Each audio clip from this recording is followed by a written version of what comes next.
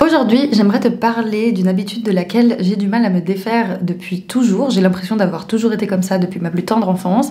Et pourtant, malgré les 8 années de thérapie que j'ai dans les pattes, je n'arrive pas à m'en défaire et ça me fait pas souffrir à proprement parler, mais c'est très handicapant au quotidien parce qu'il n'y a pas un soir de ma vie où je vais me coucher sans la sensation d'avoir été ridicule, bizarre, inadapté socialement, etc. Et donc aujourd'hui je vais en faire une vidéo spécialement dédiée.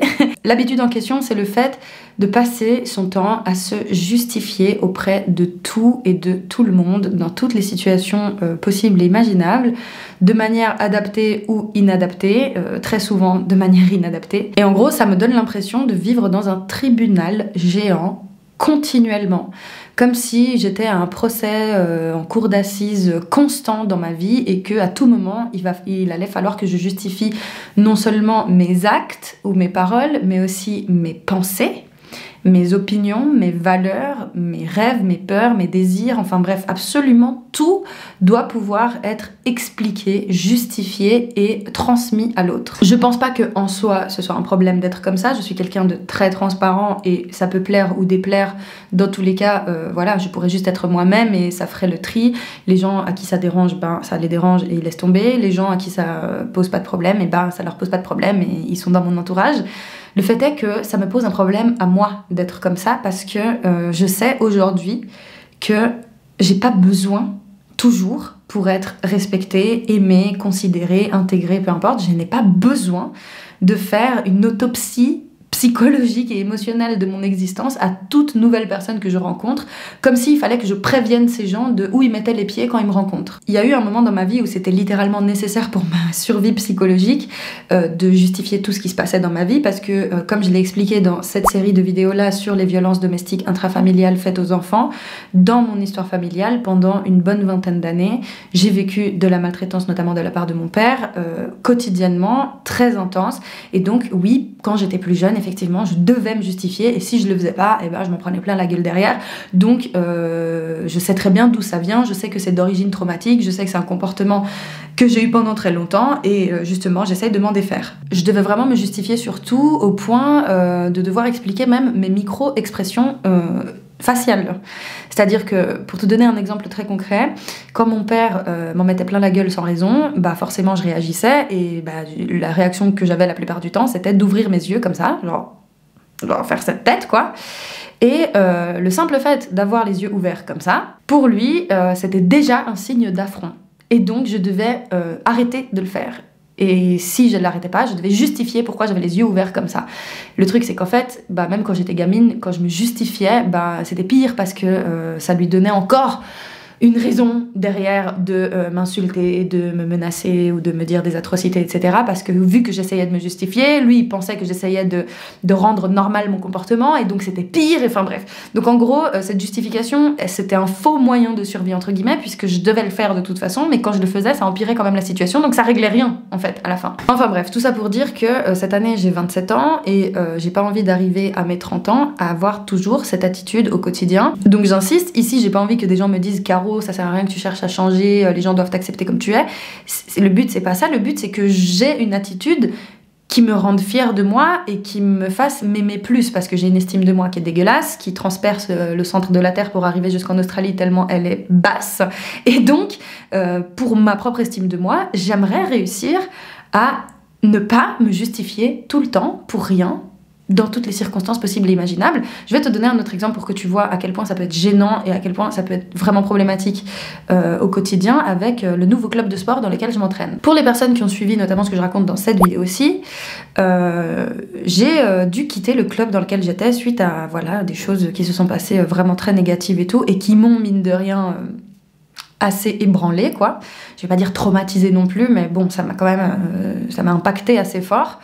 Au point que du coup, pendant plusieurs semaines, plusieurs mois, j'ai pas pu m'entraîner correctement, j'y allais la boule au ventre, j'y allais en pleurant et tout, donc bref, ça n'allait pas. J'ai changé de club parce que quelqu'un de très sympathique m'a donné l'opportunité de le faire. Et donc, je suis dans ce nouveau club avec un nouveau coach qui est adorable. Et donc, je fais un premier cours avec lui. Et comme il voit que je suis un tout petit peu expérimentée, il vient me demander un peu des renseignements sur moi à la fin du cours. Et donc je lui explique où je m'entraînais, etc.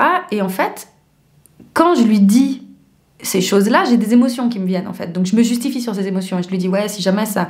En fait ça me rend un peu triste parce que voilà, là où j'étais avant ça s'est mal passé et tout. Donc je commence déjà à expliquer ce qui est en train de se passer tout de suite, comme si la personne en face, elle n'était pas capable de l'interpréter, tu vois, genre...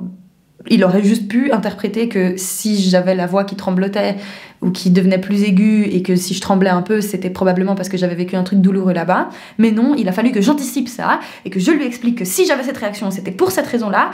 Et en fait, quand j'expliquais les raisons et que je voyais que lui faisait les gros yeux en mode « Hein ? Mais ce qui t'est arrivé n'est pas normal, ce qui s'est passé est inacceptable, etc. » Moi, pour éviter qu'il pense que je mente, je continue mon explication toujours en rajoutant plus de détails, tu vois, genre en mode oui, du coup il m'est arrivé ça et je te jure que je mens pas parce qu'en fait, attends, alors je t'explique, du coup en fait il y a eu ça, et puis je pars dans un overshare. Les personnes qui savent pas ce que ça veut dire overshare, ça veut dire partager plus que nécessaire en anglais. Et donc j'overshare au point de non-retour qui est celui où je vais carrément lui montrer les mutilations que je me suis faites la semaine d'avant pour être sûre qu'il me croit, parce que j'étais convaincue qu'en lui racontant mon histoire, il finirait par penser que soit je m'inventais une vie, soit je m'inventais des problèmes, soit je voulais faire mon intéressante, soit je voulais me poser en tant que victime, etc. Et donc que je racontais des conneries pour me faire plaindre.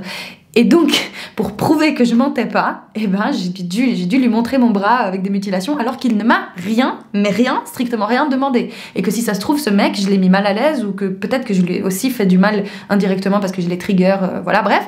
Et donc, au moment où je lui montre mon bras, je me ravise tout de suite en réalisant que j'étais allée trop loin et que je lui dis je sais pas pourquoi j'ai fait ça, je suis désolée, j'ai juste peur qu'on me croie pas. Bon bref, en gros tu vois le cercle vicieux, comment je m'enfonce dans un sable mouvant de justification et de culpabilité et de j'ai peur qu'on pense que je mente.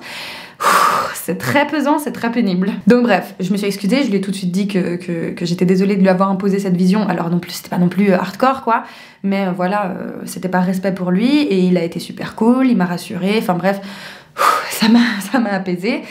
Et je pense qu'effectivement, c'était peut-être nécessaire que j'explique ce qui m'était arrivé dans le passé pour être sûre que dans ce nouveau club, ça se reproduise pas. Par contre, j'avais pas besoin de faire cette autopsie émotionnelle, psychologique de ma propre personne à quelqu'un que je ne connais pas en fait et qui m'a pas demandé autant de détails. Et donc ça, c'est des épisodes qui m'arrivent tous les jours, alors pas à ce point dans le sens où je vais pas carrément montrer mon corps et les stigmates de mon corps pour que les gens me croient quoi, mais c'est vrai que par rapport aux personnes que je côtoie au quotidien, la vie que j'ai menée, elle peut paraître absolument télénovelesque en fait, parce que je raconte un événement traumatique de ma vie, j'ai déjà des gens qui me disent oh mais on dirait un film et tout, de quoi tu parles, alors que putain je te parle d'un truc parmi les milliers qui me sont arrivés. Alors il y en a pas des milliers qui sont aussi hardcore, mais j'ai beaucoup d'histoires hardcore et les gens avec qui j'ai grandi, de mon entourage proche, qui appartiennent au même milieu social, avec la même catégorie entre guillemets de problèmes, etc. C'est des gens auprès de qui j'ai pas besoin de me justifier parce qu'ils ont à peu près les mêmes histoires que moi. Mais voilà, quand je suis même auprès de certains thérapeutes, de certains médecins, de personnes que je côtoie au travail, etc., j'ai vraiment systématiquement l'impression que si j'explique un peu ma vie, qu'on va penser que je mens. Bref, tout ça pour dire qu'un jour, j'ai carrément tapé sur la barre de recherche Google il y a quelques semaines. Pourquoi je me justifie tout le temps en espérant trouver du contenu de personnes qui partageaient le même problème, qui avaient peut-être étudié la question, etc. Et donc je suis tombée sur cet article. Alors j'ai trouvé ça sur Passeport Santé, donc ça vaut ce que ça vaut, mais ça dit « Traumasplaining, ce comportement toxique qui ne vous rend pas plus sympathique. Vous avez du mal à dire non sans donner d'explication?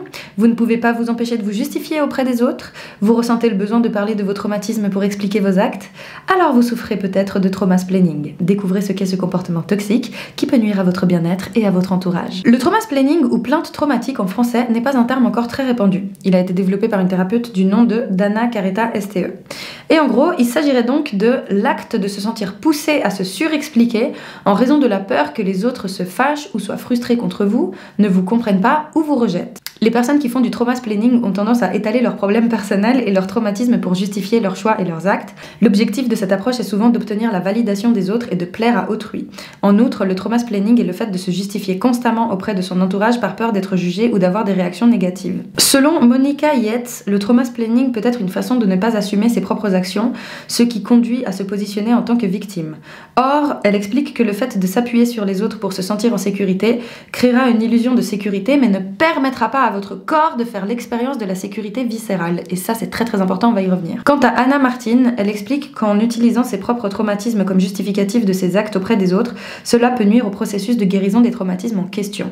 Et moi, c'est pour ces deux points que j'ai trouvé que cet article était intéressant. Alors, j'imaginais bien que ce comportement était d'origine traumatique. Je sais très bien que voilà, j'ai dû faire ça pendant 20 ans de ma vie, donc c'est pas demain la veille que je vais réussir à être différente, et au pire, je peux ne pas changer ça.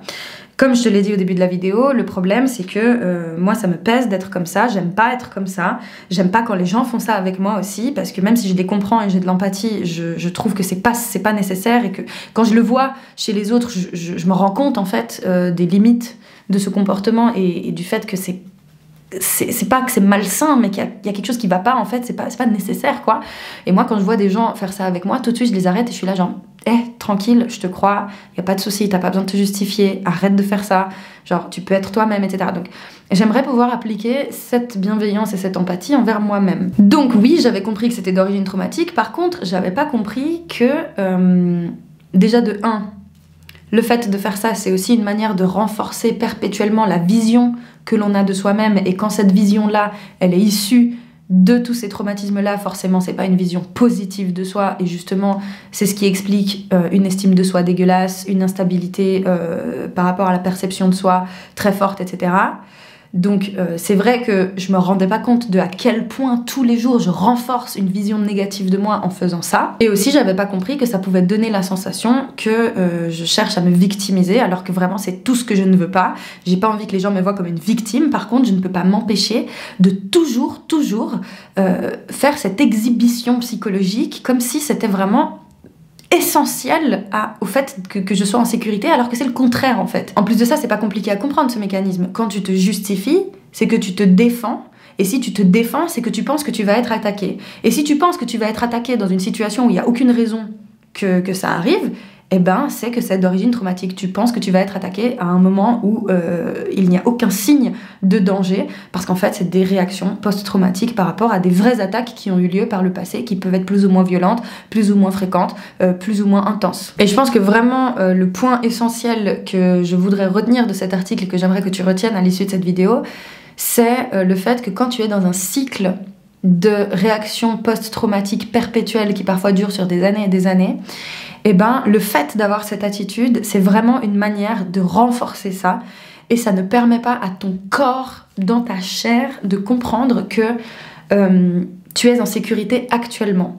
Quand tu passes ton temps à te justifier et à te défendre en anticipant des potentielles attaques, tu fais croire à ton corps, tu fais croire à ton esprit, tu fais croire à toutes tes petites cellules que tu as des raisons de te penser en danger.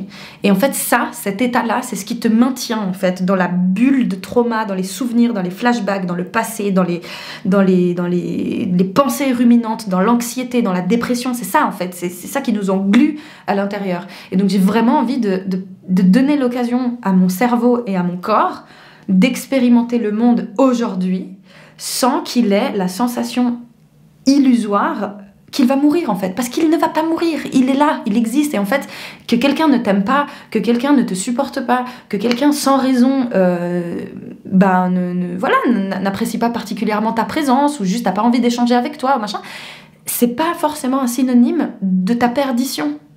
Genre, tu vas survivre à ça. Et le problème avec les gens comme moi, c'est qu'on fait ça tout le temps dans le but d'avoir justement la sécurité de l'autre, alors que cette sécurité, il faut qu'on puisse réussir à la construire nous-mêmes en fait. Et quand je dis la construire soi-même, je dis pas la faire de manière individuelle, je dis la construire en se créant des relations sécurisantes, en faisant en sorte que ton quotidien puisse te rapporter justement une forme de stabilité en faisant en sorte que toutes tes interactions, que tout ton entourage te permettent d'être dans cette sécurité émotionnelle et physique et économique et sexuelle et tout ce que tu veux. Donc non, l'idée c'est pas de se sentir magiquement en sécurité tout seul comme ça par la force de la volonté, mais c'est de réaliser que là maintenant tu n'es plus dans ton passé traumatique, tu es là ici et maintenant dans un nouveau contexte où il n'y a pas les mêmes problèmes qu'avant, il n'y a pas les mêmes personnes qu'avant, etc.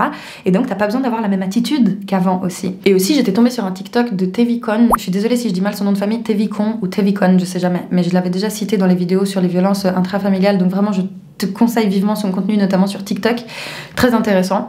Et en fait elle avait fait un TikTok où elle explique que la petite voix en nous qui passe son temps à se punir et à s'auto-flageller et à se réprimander, c'est pas une voix que l'on a créée soi-même, c'est la voix de nos bourreaux, de notre bourreau. En gros, c'est comme si on s'était approprié les paroles, les pensées et les opinions de la personne qui nous avait fait du mal, parce qu'à un moment donné dans la vie, on n'avait pas d'autre choix que de dissocier, que d'avoir des comportements de survie, etc. Donc bref, c'est comme si on s'était approprié sa pensée, et qu'on avait du mal à se défaire de ça avec le temps. C'est-à-dire que moi, effectivement, quand je m'en veux à la fin de la journée avant d'aller dormir et que je commence à me dire il y a ça, et il y a ça, et puis pourquoi t'as dit ça, et puis pourquoi t'as parlé de ça, et puis pourquoi t'as montré ça, et puis pourquoi... Mais t'es ridicule, mais t'es stupide, mais mon Dieu... Ça, c'est pas moi qui parle. Ça, c'est la voix de mon géniteur. Et en fait, il s'agirait maintenant de différencier ce que je pense moi, de moi-même, que ce qu'a pensé la personne qui m'a le plus maltraité dans ma vie pendant des années. Parce que ce qu'elle pense de moi, c'est pas la vérité.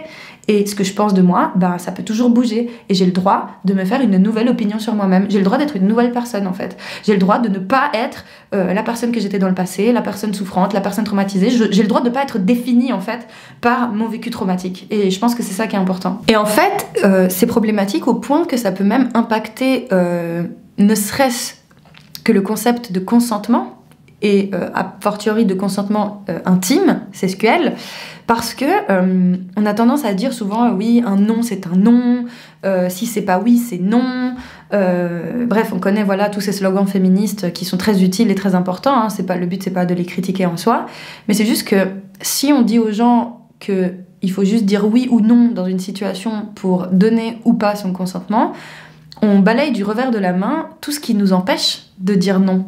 Et les femmes en particulier, les personnes en général qui ont été fortement maltraitées ou qui sont discriminées dans la société et tout, on est des personnes qui avons appris très jeunes à comprendre que le non, notre non, ne valait rien. Et que quand on dit non, il faut qu'on se justifie. Parce qu'en fait, dire juste non, c'est pas suffisant. Moi, quand j'étais gamine et que je disais non, ça me valait des heures et des heures et des heures d'insultes et de cris et de menaces et d'humiliation. Je n'avais pas le droit de dire non.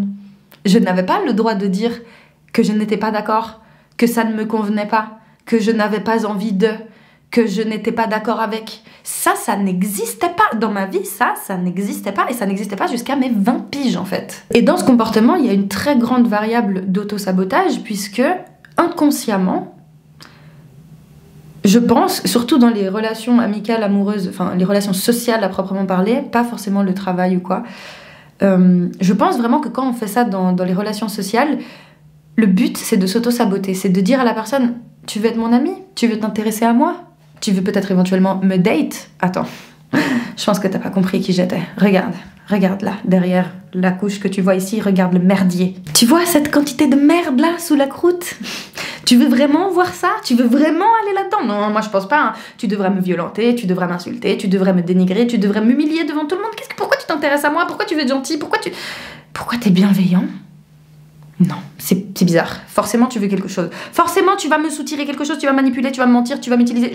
Non, alors tu sais quoi, prépare-toi comme ça. Au moins, une fois que t'as accepté ça, on est sûr que éventuellement on pourra devenir amis, amants, amoureux, j'en sais rien. Et vraiment, stop. Et vraiment, stop. Il faut arrêter ce comportement. Parce que moi, je le vois après toutes ces années de psychothérapie. Je vois comment c'est réel le fait que quand t'as été maltraité, tu prends littéralement les armes de ton bourreau pour ensuite te violenter avec toi-même, quoi. Et moi, j'en ai marre, en fait, de faire ça. J'en ai marre, en fait, de m'infliger moi-même ce comportement et de me convaincre que j'ai besoin de le faire et après, en plus de ça, d'alimenter cette pensée de merde sur ma propre personne qui justifie qu'après, je m'auto-agresse, que je me comporte mal avec moi-même, que je me fasse souffrir moi-même, en fait. Parce que ça, c'est laisser gagner la personne qui a voulu nous mettre plus bactère à un moment donné. Et non, elle n'a pas gagné, en fait. Si t'es là, si t'es en vie, si t'as pu avancer, même si c'est des tout petits pas, mais que t'as pu avancer, c'est que cette personne, elle n'a pas gagné. Et que toi, tu es en cours de guérison. Et que tu es en cours de récupérer les choses qu'on t'a retirées parce qu'en fait, elles sont pas disparues. En fait, elles sont toujours là en toi. Et c'est à toi de faire surgir ce que tu veux voir surgir, en fait. Et ces comportements-là ne nous permettent pas de le faire. J'aime beaucoup l'image du jardin pour illustrer ça parce que c'est comme si on avait tous un jardin intérieur. Alors désolé pour les personnes qui trouvent ça niais ou quoi que ce soit. Écoutez, si ça vous parle pas, tant pis. Mais moi, tu vois, je me justifie.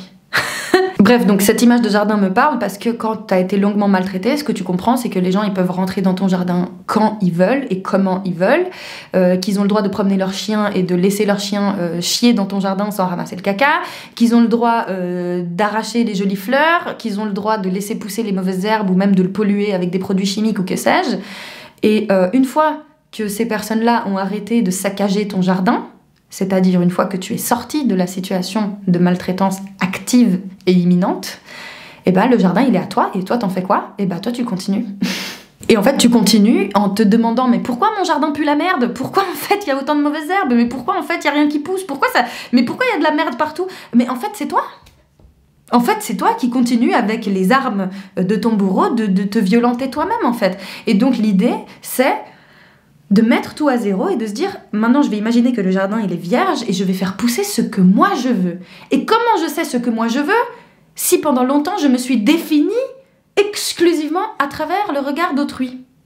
Problématique. Et ben c'est ce que tu fais quand tu passes ton temps à te justifier et à faire du trauma-splaining et tout. Tu cherches à ce que les autres te définissent, que les autres te valident, que les autres estiment si oui ou non tu es digne de respect, si oui ou non tu es digne d'intérêt, si oui ou non tu es digne d'être aimé, etc. Tu vois ce qui se passe?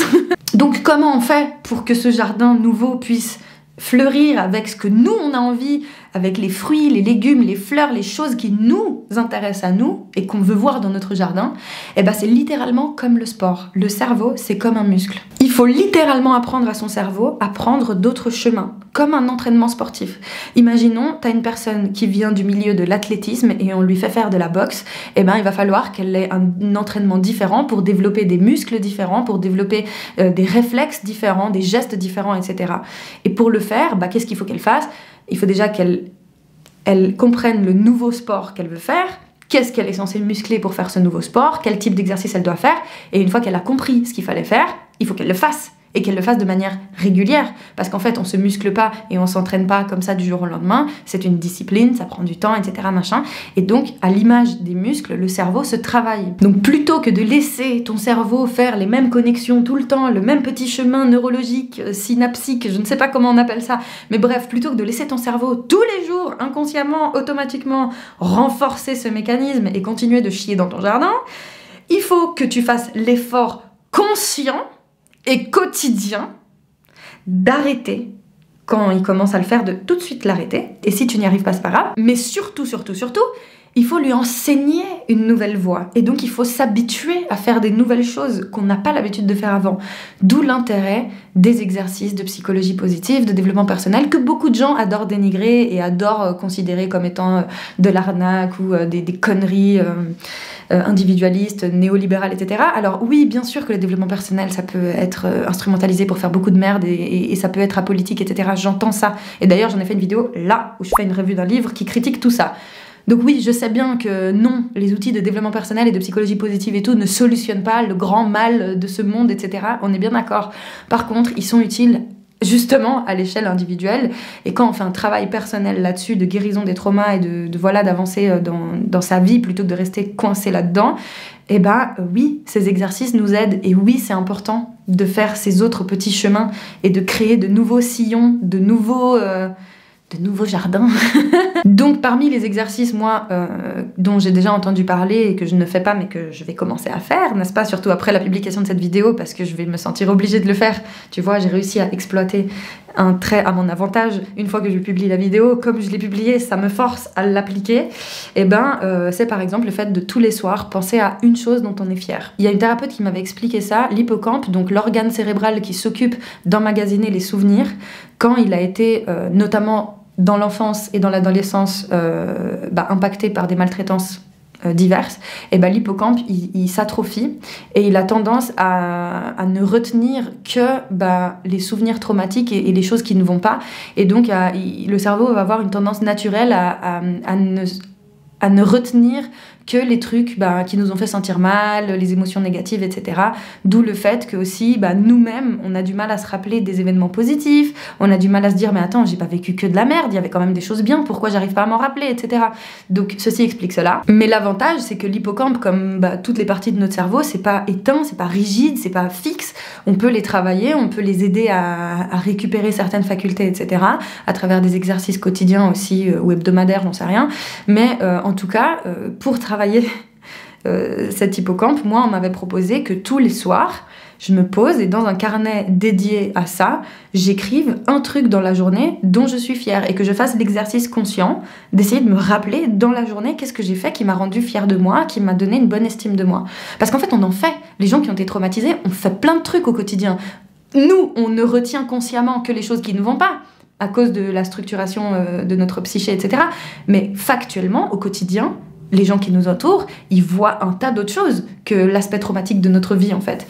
Et donc, nous, on a tendance à ne pas le voir, à ne pas réaliser, en fait, que oui, au quotidien, tu fais plein de trucs qui en fait, te font kiffer, te font sentir bien, t'ont permis d'avoir une meilleure estime de toi, mais comme t'as un hippocampe éclaté, ça va dans la case oubliette et ça va retenir que ce que t'as fait de mal, tu vois. Il y a une phrase que j'ai vue aussi dans un TikTok à la con, mais je l'ai retenue parce que je l'ai trouvée tellement puissante.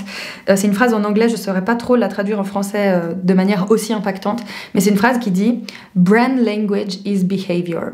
En gros, ça veut dire « le langage du cerveau, c'est le comportement ». Et je trouve qu'en anglais, elle sonne mieux qu'en français, parce que en gros, ce que ça veut dire, c'est que le seul moyen pour que ton cerveau capte sincèrement que tu n'es pas dans ton passé traumatique, que tu n'es plus en danger, qu'il n'y a plus de raison de mettre autant d'efforts à essayer d'être aimé, d'être validé, de survivre, etc. Et le seul moyen pour que ton cerveau comprenne ça, c'est de lui montrer par l'action que c'est faisable et qu'il n'est pas mort, en fait. C'est un peu l'idée de sortir de sa zone de confort, n'est-ce pas? Une personne très très timide, on va lui dire « mais écoute, il faut juste que tu te lances ». Que tu montes sur cette scène ou que tu parles à cette personne ou que tu décroches cet appel et tu vas voir une fois que tu l'auras fait que tout s'est bien passé, que t'es pas mort, que tu t'es pas liquéfié, que c'est bon, la Terre continue de tourner. Et donc tu le fais une fois, puis tu le fais 2 fois, puis tu le fais 3 fois jusqu'à ce que ton cerveau finisse par comprendre. Mais là c'est la même chose. C'est pour ça aussi que l'image du sport me parle beaucoup, parce que le seul moyen pour que ton corps puisse faire un acte précis qui nécessite que tel muscle précis soit musclé, c'est de le muscler. Et en fait, si tu le fais pas, tu pourras jamais faire ce geste précis. Donc pour le faire, il faut le faire. En fait, c'est passer à l'action, en fait. C'est littéralement ça, parce que justement, les personnes traumatisées, on a tendance à tellement réfléchir, à ruminer, à être tout le temps là-haut, dans cette tour de contrôle, de tout le temps être en train de travailler, comme si on avait les serveurs de la Silicon Valley dans la tête, tu vois, et puis que ça s'arrête jamais, et que ça surchauffe tout le temps. Et en fait, il faut revenir dans le corps. Donc maintenant, je me dis activement, tous les jours, aujourd'hui, je vais faire un truc dont je suis fière, je vais m'en rappeler. Si je me vois dans une justification ou dans un trauma-splaining, etc., et que je m'en rends compte, plutôt que de me punir, plutôt que de m'en vouloir, plutôt que de me dire pourquoi j'ai fait ça, je vais juste constater que je le fais et je vais essayer d'arrêter de le faire sans m'auto-flageller derrière. Et surtout, le soir, avant de me coucher, quand je m'entends parler mal de moi-même, quand je m'entends dire des atrocités sur moi, je vais réaliser que cette voix-là n'est pas la mienne, c'est la voix en particulier d'une personne qui a été très nuisible dans ma vie pendant un certain temps, trop longtemps, et à nouveau, sans jugement aucun, le remettre à sa place. Je pense que j'ai déjà dit beaucoup de choses, et comme j'ai pas de script et tout, j'ai pas envie de m'enfoncer encore plus dans une forme de confusion, donc voilà, j'espère que c'est déjà un peu clair ce que j'ai raconté là et qu'au montage j'aurais réussi à le rendre encore plus explicite. Donc n'hésite pas à me dire si c'est une situation que toi aussi tu rencontres ou que tu as rencontré, enfin bref, à partager ton expérience autour de ça pour qu'on puisse s'entraider tous et toutes. Si de manière générale tu aimes mon travail et mon contenu, tu peux me faire un petit don sur Tipeee. C'est une façon de me soutenir financièrement et de me permettre de faire en sorte que mes vidéos puissent me sustenter, quoi. Et donc si tu me fais un petit don de 1 € ou même 50 centimes, pour moi ça fait déjà la différence au quotidien et ça va valorise mon travail. Donc n'hésite pas à y faire un tour si tu le souhaites, si tu le veux et si tu le peux. Moi je vais m'arrêter là pour aujourd'hui, j'espère que cette vidéo aura pu être utile à sa manière. On se retrouve dans une prochaine, d'ici là prends grand soin de toi et n'oublie jamais que je t'aime très fort.